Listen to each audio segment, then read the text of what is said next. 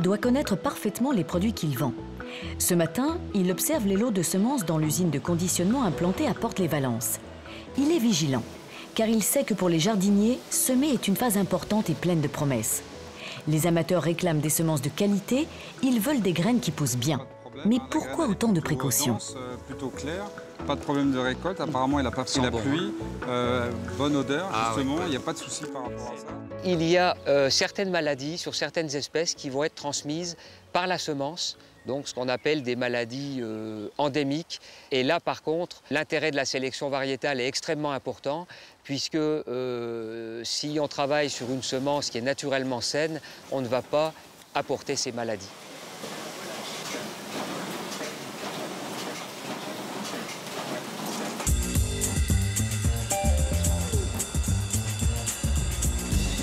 La journée de Philippe n'est pas finie. Il faut analyser, être à l'affût des moindres maladies, faire des comparaisons entre les anciennes et les nouvelles variétés. Le jardinier en chef du potager, Pierre, apporte son savoir-faire. Donc là, on est dans le secteur des variétés anciennes qui sont un petit peu plus sensibles. Voilà, donc là, cette année, la météo nous joue des tours. On a des alternances de gros coups de chaleur, de pluie. Et donc, forcément, la plante qui est particulièrement sensible va développer des symptômes. Tu vois le cas, hein, on a eu quelques dégâts. Donc là, il y a visiblement une attaque de mildiou. La solution, c'est commencer par essayer d'assainir un petit peu la plante. On voit qu'il y a des feuilles qui touchent le sol. Ça, c'est pas bon. Donc on va tailler. Je vais effectivement enlever ces feuilles du bas, là, qui sont au contact du sol et qui peuvent être une source de contamination. Voilà. Et puis ensuite, je vais enlever les parties malades. Hein, donc, bien entendu, ces parties malades, je ne les laisse pas dans le jardin. Je les emmène et je les mets à la poubelle, ou mieux, je les brûle. Surtout pas dans le compost, parce que sinon, on va retrouver le champignon l'année prochaine dans le jardin. Certaines maladies s'installent plus fréquemment dans nos jardins. Philippe ne se ménage pas. Il tient absolument à ce qu'on puisse les reconnaître. Ah, voilà une plante contaminée. Plante de haricot contaminée par la graisse bactérienne. Voilà, la graisse à halo du haricot.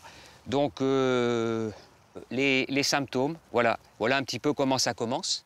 Les feuilles, c'est pas la seule chose, regarde. Voilà les gousses, c'est très caractéristique.